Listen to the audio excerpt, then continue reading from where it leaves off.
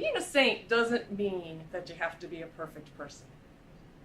For me, it does mean that you allow a loving power to move through you and touch other people in a very deep way.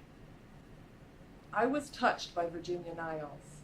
She is a saint to me, and I'd like to tell you her story. About 20 years ago, this little old lady started attending the church that I was going to, and she would sit within the first couple of rows in front of me. She had gray hair and lots of wrinkles. I mean, she looked old.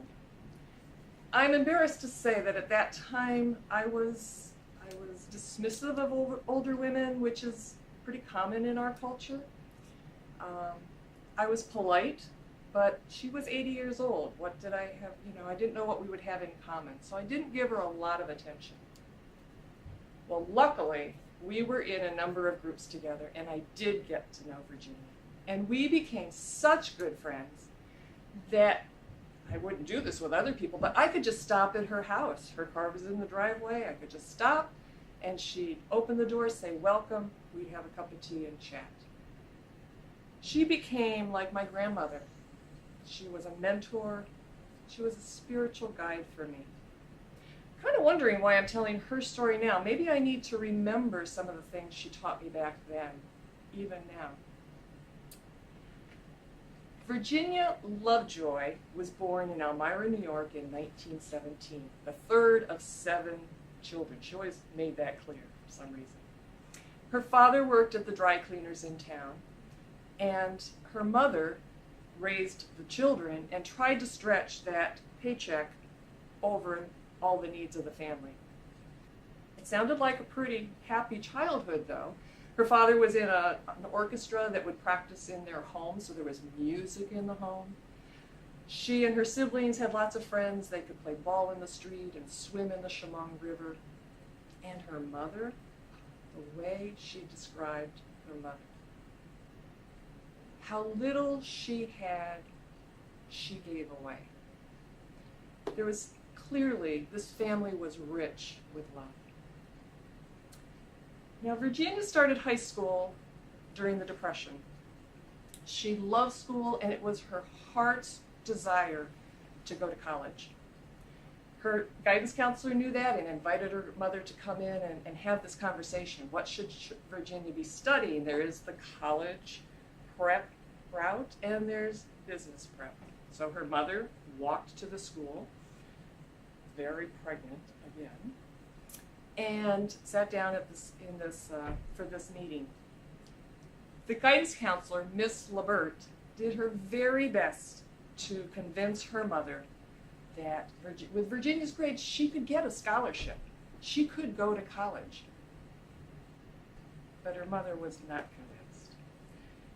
And Virginia sat there with her heart breaking as she heard her mother insist that she needed to take the business courses so that she had a skill and she could graduate and get a job. Virginia, her opinion wasn't asked for, and so she followed this decision silently, clearly with a lot of disappointment and even anger in her heart. And when she graduated, it was the Depression. There still weren't a lot of jobs, so she started out cleaning houses. She did eventually work as a secretary for a few years before she got married at the age of 24 to Pete Niles. So the next 20 years had a lot of joy in them. They had 3 daughters, and Virginia just loved her daughters, and she made all their clothes, Halloween costumes, made the home as loving as she could for her daughters, encouraged them to work hard in school so that they could follow their dreams. Personally, it was a really difficult time. The marriage was not good, and she developed a number of very severe fears, the worst being just the fear of even leaving her house. She also had a fear of loud noises, and she talked about how thunderstorms could send her into the closet, hiding and just quivering, quaking with fear. And when she got to her 40s, she developed breast cancer. I don't think anyone can say that that's a good thing.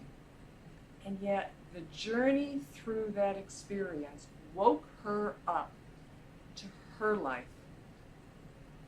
Her daughters were starting to graduate and move on, and she realized that she could divorce her husband. She got a job. She pushed herself out of the house and she got a job working for an elderly woman in town who became her encourager, her supporter, her mentor, helped her move into this next part of her life. I still think, though, how much courage it must have taken from where she was to where she was going, but she couldn't look back. The next years, 10 to 15 years, she had a few other jobs that all just boosted her confidence, and I think really prepared her for what was to come.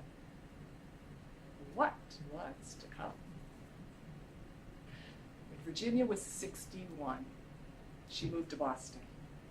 Here's this woman who could not leave her home 20 years earlier, moving to a big city by herself. A few years later, she started college. She attended the College of Public and Community Services, which was part of the University of Massachusetts program. And she graduated a couple years later with her BA in Human Services with honors. Again, just imagine what it must have felt like when they placed that diploma in her hand a good 50 years after she had hoped to have it. I have to pause here and tell you a little bit about what she said about going to school in her 60s. And remember, she's doing this in the 1980s. She said, of course, it was very scary at first. And there were some really hard courses, like algebra, statistics. I'm going to try and quote from one of her writings here. She had taken some writing classes in college, and that was really important to her, and she shared them with me. And so this is from one of her writings. She said, older people bring the richness of their experience into the classroom. It more than balances out any negatives. We are, she said, there's a lot of ageism out there. And there are a lot of older students in my program, and we are doing something about ageism. We are breaking down barriers. This woman had broken down the barriers in herself to move out into the world. And now she was intentionally aware that she was breaking down social barriers.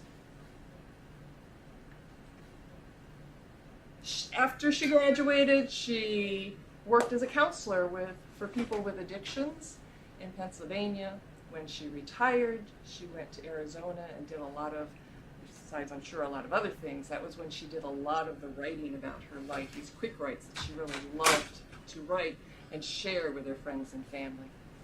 I met her when she came back to Pennsylvania near me to live near a sister. Virginia lived her values. She lived peacefulness and compassion. She lived a healthy life. Eating well was really important to her. And she just lived with grace. And she was so authentic in her living of these values that they just came out of her. They just emanated if you were with her. At least they did for me.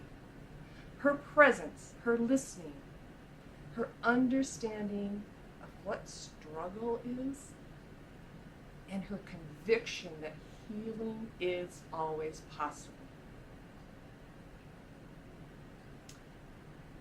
I think Virginia came into my life at the time when I was ripe and open for the influence of her example and her wisdom.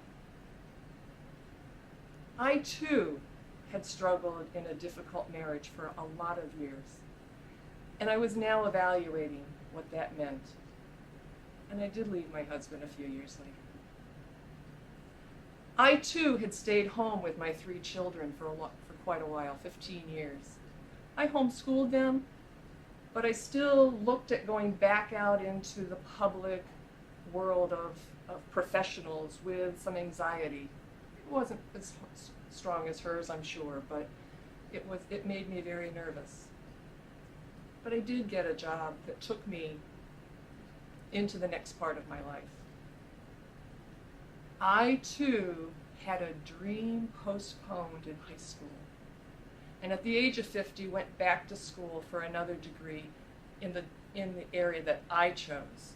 I got a master's in social work, which was much closer to my heart. It's in retrospect that I can realize how much Virginia offered me that helped me get through all these changes in my life. She gave me a picture of what courage looks like. She modeled that it's possible to hold on to inner peace even in the midst of some really hard times. And she taught me to let go of old hurts and be willing to be resurrected into a fuller life, a positive life. I wouldn't have been ready for those lessons earlier in my life. She came at just the right time. And now she was my shining star. I had someone to follow. I did lose touch with Virginia. She moved to Colorado to be closer to her daughters, just as I was moving into a very difficult special ed class and other changes in my life. But she will always be alive in my heart. She will always be my saint. And I will always be